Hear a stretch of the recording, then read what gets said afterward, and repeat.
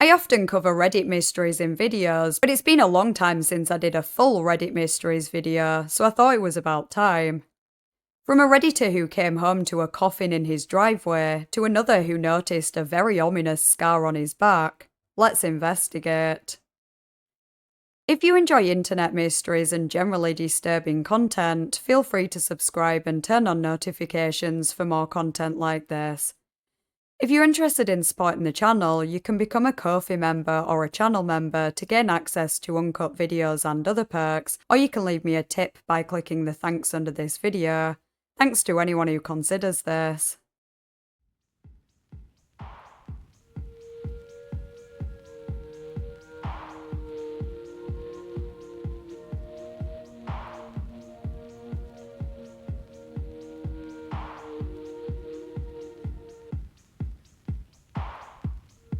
This video will contain discussions of topics that some might find triggering, including child abuse. Viewer discretion is advised. You can become a Ko-fi member to watch an uncut version of this video, which features a whole extra entry that was unsuitable for this cut.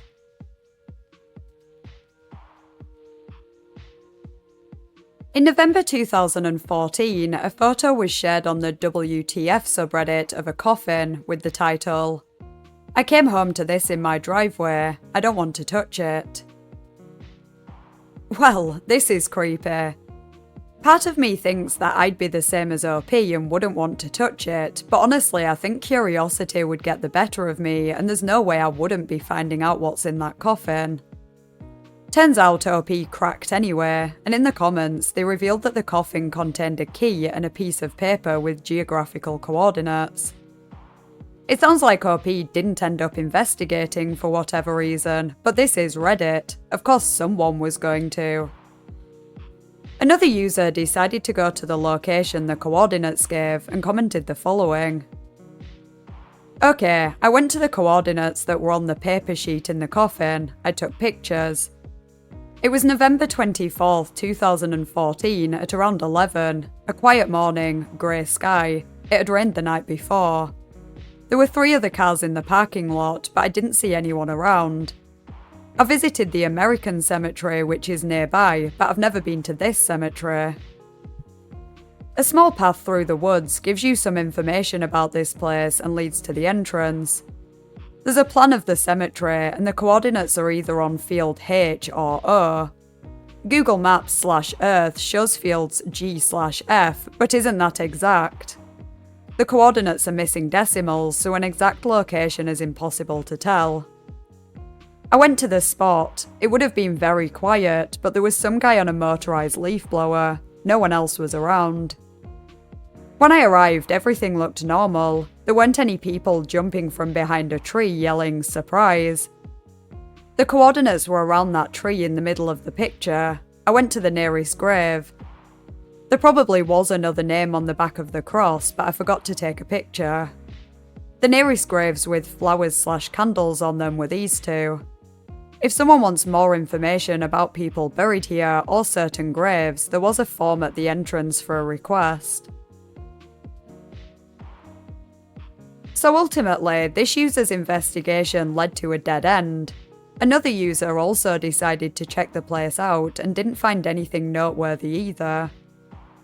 Many of the comments were convinced that this was an attempt at a viral advertisement.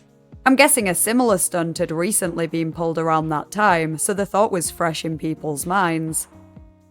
Unless it was for a horror movie or game that never ended up coming into fruition, I'm not sure what anyone could be advertising here. Coffins, a graveyard, keys. It'd make total sense if there was anything at the location of the coordinates, but there didn't appear to be. Of course it's possible that the user didn't search hard enough. Someone suggested going back with a metal detector, but why would a company make it so hard to find anything here if they were trying to promote a product? You'd also think that they'd leave these coffins in front of various houses, not just one. Yet I didn't see any other posts or articles mentioning any other occurrences like this around the time. The same could be argued against suggestions that this was an ARG. It'd be a bit pointless if someone went to the lengths of buying a coffin and gave coordinates that literally led to nothing. The user who went to the location made a comment about the coffin on an Ask Reddit thread about mysterious Reddit posts nearly 4 years later, only stating that they never made any further progress. Another user decided to look into it and started by researching the names on the gravestones. They were a little surprised to find that Googling these 6 names resulted in nothing but a notice stating that the information was removed due to European data protection laws. They did come across a couple of databases of people who died in the war, but none of these names from the gravestones appeared in them.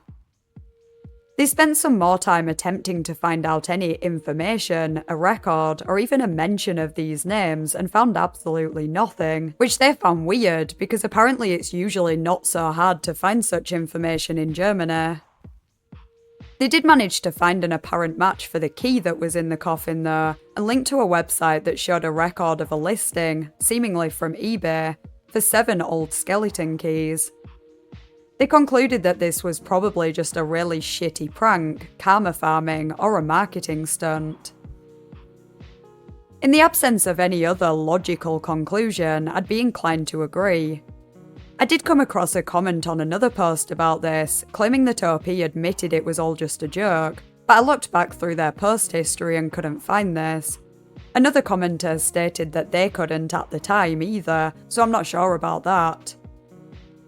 The user who went to the location in the first place was clearly never aware that OP allegedly admitted it was a joke either. It would be a bit of a cruel prank to play, knowing that it's almost inevitable that someone would go to the location for nothing, and I feel bad for the user that did. They could have just left it at the picture of the coffin, without later sharing the key and the coordinates.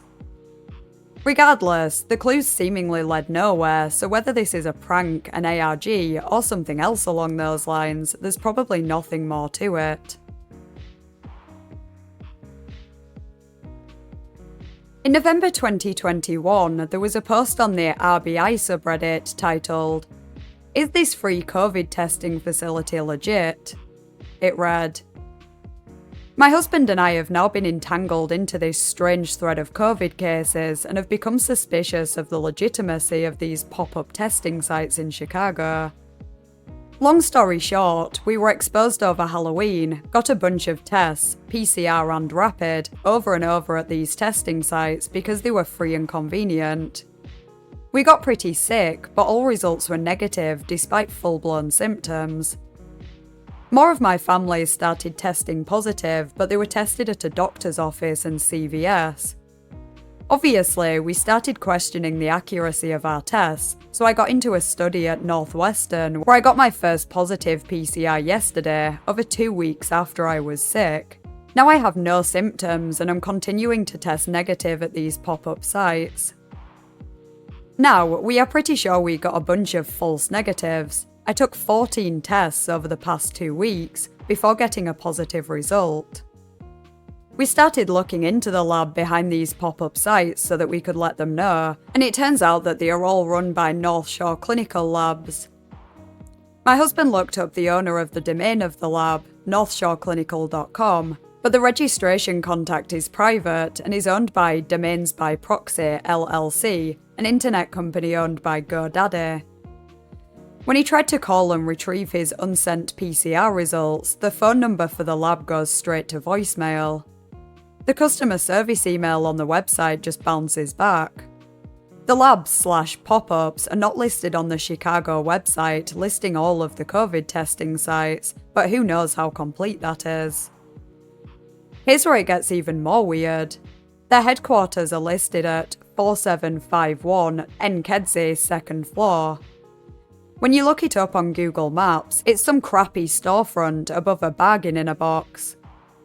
There are a lot of bad reviews on Google that talk about the doctor doing the testing, Dr. Asim Saeed, listed on both our test results, and his office is listed as being closed. Am I crazy? It's starting to feel like some tinfoil hat conspiracy shit. How can I find out what's legit? Help. Edit. I just want to say I am a big believer in testing. I am pro-mask and terrified of COVID. I'm isolating for 10 days to be safe now that I've tested positive, just hoping for some clarity around this. I'm not trying to start or spread a conspiracy. I'm genuinely concerned because all these false negatives could mean people are potentially continuing to spread the virus, thinking they just have a bad cold. Thank you to anyone for their insight. I guess the multiple false tests before the positive test elsewhere could be a coincidence. It sounds like OP didn't test again at these pop-up sites until her symptoms were gone. So it is possible that she was no longer infected at this point, but this all would be quite the coincidence. The seemingly fake phone number and email address for the lab, as well as the questionable headquarters location, is much harder to explain though. The combination of all these factors makes this situation seem extremely suspicious, and I think OP is right to question the legitimacy of these testing sites. As they point out, if the tests are not accurate, this would be really worrying, and who knows how many people infected others without even realising they were infected themselves. This post initially got a lot of downvotes, presumably because people assumed OP was a conspiracy theorist, hence they added the update at the end. The top commenter was also a little suspicious of OP, quote, "I don't know you, so pardon me saying this, but beware. If this complaint is false and from a competitor trying to cast doubt on a competing legit lab testing site, then any information will turn back on you. Your other past comments seem to check out that you are not an egg account and legit, but I feel it is always best to mention possibilities on any comment that is aimed at a business or service reputation." I wouldn't have even thought of this possibility, though as this commenter seems to conclude, I don't think OP was a competitor trying to sabotage their opponents. It seems they are genuinely concerned about this. A few users stated that they have also seen some sketchy looking pop-up sites, so it appears that this wasn't an isolated occurrence. Later in the day, OP posted an update saying that they'd called again for a second time this day, and this time there was a different voicemail, claiming they are open 24 hours a day, Monday to Friday, and Saturday and Sunday from 9 AM till midnight. This obviously isn't the case, as OP called twice during the hours they claimed to be open, and both calls went through to voicemail. One commenter claimed that the pharmacy does actually exist, but implied that it may not be legit. Quote, "I lived at Montrose and Albany for 7 years, and up until recently when we moved to another neighbourhood. I know this exact pharmacy, and I went there last summer, 2020, for a COVID test. Second floor and all, walk-in appointment, took my insurance info, got jammed with the nasal thing. They never sent or called me for my results. Getting a hold of someone was impossible afterwards, and walking back in wasn't helpful. Never went back." There were a few comments that suggested some interesting and believable theories, but no one seemed to know for sure. For example, one user wondered if the testing site was set up by an anti-vax group to give anti-vaxxers fake negative results that they could use in place of a vaccination card. Others suggested they were trying to make money off a government program, or it was some kind of insurance fraud, so they bought the cheapest test they could find, which also happened to be extremely unreliable. I was racking my brains to think of an explanation beyond these suggestions, and honestly I was stumped, until I came across a comment that linked an article on the Federal Trade Commission website, warning people that not every testing site is legit. Quote, "You probably know that COVID-19 tests are in short supply, but did you know there's no shortage of scammers setting up fake COVID-19 testing sites to cash in on the crisis? The fake tests can look real, with legitimate-looking signs, tents, hazmat suits, and realistic-looking tests, and the damage these fake testing sites can cause is very real. They aren't following sanitation protocols, so they can spread the virus. They're taking people's personal information, including social security numbers, credit card information, and other health information, all of which can be used for identity theft and to run up your credit card bill. Worst of all, they're not giving people the help they need to stay healthy. In other words, these testing sites are bad news. Maybe this is common knowledge, but honestly it's the first time I'm hearing about it. I've been lucky enough to avoid COVID, as far as I'm aware, and thankfully it was pretty easy to order free home test kits here in England, so I never had to visit a pop-up site and therefore never had the problem OP was experiencing. I do think this is the most plausible explanation though, and it's sad to think that there's always someone out there waiting to profit from a devastating event.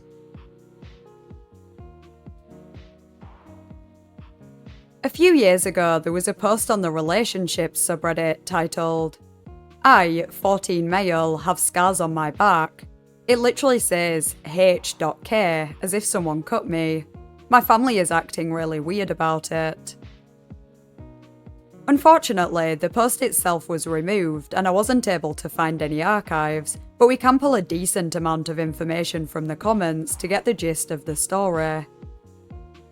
It seems that OP had recently been swimming with his friends who noticed that he had a scar right in the centre of his back with the letters H.K. He said it looks exactly like someone cut the letters into him, clarifying that it's definitely not stretch marks and doesn't look like a birthmark. In response to comments asking how he'd only just noticed, he said that he doesn't go swimming often, had just moved to a new house with a pool, and doesn't really take his shirt off in public or around his friends. Other users stated that they don't often look at their back in the mirror, and the location of the scar could have made it hard to spot anyway, especially if it's small and a very old scar that has turned closer to OP's skin colour. It's also possible that being in the sun could have highlighted it due to the colour difference in the skin and scar tissue. I don't find it too unbelievable that he didn't notice before, considering there have been a few times I've noticed scars on myself and had no recollection of how or when I was injured. Anyway, when OP asked his parents about it, they started acting strange and dodged his questions. Judging by their reactions, there's a good chance they know about the scar and how he got it, but there's no indication that they are bad parents or abusive in any way, so I doubt they gave him the scar, at least not intentionally. The most common theory that was suggested in the comments is that OP was abused as a child or baby, and that someone had carved the letters into him, perhaps as a way to brand him. This is an absolutely terrifying thought, and if this story is real, it must have been horrible for OP having to face this possibility. If this is the case, perhaps OP was adopted by his current parents after his biological parents abused him, or maybe he was even kidnapped when he was younger, or another family member was abusing him and his parents didn't find out straight away. Many users suggested that OP should threaten to go to the police. Hopefully his parents would crack and give him answers if they had no other choice. There are some less worrying possibilities. For example, maybe one of OP's siblings did this to him when they were playing years ago and he totally forgot about it. He did say that the letters and the dot between them were clear though, and you'd think it wouldn't be such a neat job if, say, a toddler somehow did it. Not to mention that if it was some kind of accident, how or why would OP just allow someone to do that? It'd be very painful for someone to literally cut into him, and he wouldn't just sit or stand there patiently letting them do it. Surely he must have been restrained or incapacitated somehow. If OP was older, I would wonder if drugs might have been involved. Maybe he got super intoxicated, then he somehow got the scar and forgot all about it. Some drugs make people do crazy things. Perhaps one of his friends decided to carve their initials into him and he thought it sounded like a good idea. I don't know. I guess anything could have happened. Of course, it's not unheard of for 14-year-olds to take drugs, but considering OP said this was a scar and not a fresh wound, it likely happened a long time ago. What are the odds that he was taking hardcore drugs a long time before he reached the age of 14? As far as I'm aware, OP never posted any updates, and their account has since been suspended. I don't know why, because judging by the username, it was a throwaway created for the sole purpose of making this post. Either way, I guess we'll never know for sure what happened, and we can only hope that OP is safe and well and got the answers he wanted. A few days ago, there was an Ask Reddit thread titled, "What are some mysterious, cult-like, bad vibes towns across the USA?" It might be a bit of a stretch to pass this off as a Reddit mystery, but there are some eerie and mysterious replies, so I'm counting it. There's not much I can add in the way of commentary, as I haven't visited any of the towns mentioned in these comments, so I'll just read a few of them. Please let me know in the comments if you've visited any of these towns yourself, or if you have any unsettling stories about other strange towns. Clearwater, Florida. I'd known it was the HQ for Scientology, but had never been there. Last month, I was visiting family in Florida, and my best friend lives a few towns over from Clearwater. He took me to a place that entailed driving through downtown Clearwater. It is impossible not to notice that every building had brand new paint, all the shops looked sparkling clean, and there was not a soul to be seen. All the neighbouring towns had hundreds of people milling about, but Clearwater looked like a ghost town.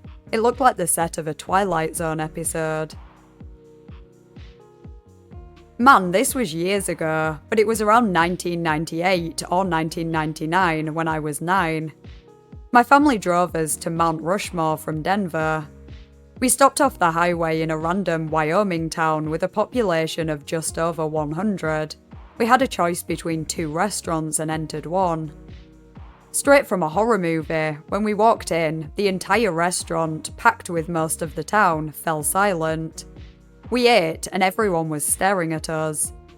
My sister and I believed they were going to murder us. We left, and it turns out our parents also thought we were going to be murdered. Everyone here is mentioning medium to large-sized towns. That's all wrong. The right towns for this have very few people, are in the middle of nowhere, and have weird traditions. I point to Ravenden, Arkansas. I myself have never been, but my girlfriend took a wrong turn driving through the state and stumbled into this place.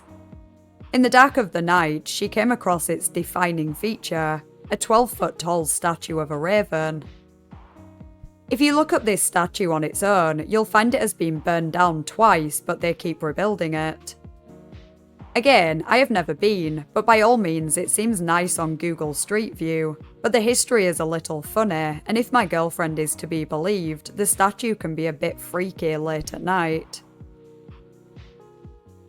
I grew up in coastal New England in the 90s. Not necessarily bad vibes, but definitely some weird events. My mother had bad insomnia, so many nights during the summer she'd drive along the coast, sometimes just park and watch the ocean at 3 AM. She'd tell me these stories of this cult-like group she saw maybe 2 or 3 times over the years late at night. Old beat-up van that several hooded, robe-wearing people would get out of and walk down the rocks to the shore. I think it spooked her as she never really watched for too long. At first, I didn't know what to make of it, but then there started being reports of small animals being mutilated a mile or 2 down the shore at the park. In fact, for whatever reason, that park had some weird stuff happening over the years. Numerous times, human feces was found right in the middle of the bike and hiking paths. No idea the motivation here, but just some prolonged sick act of shitting where someone would step on it. Next was a serial flasher. Yes, just some dude that would just hop out of a bush and expose himself to a random female bicyclist or hiker. This went on for years, often in the newspaper, and other than a vague description, I don't think they ever caught the guy. A few bodies washed up here and there too, definitely some weird stuff happening around that time.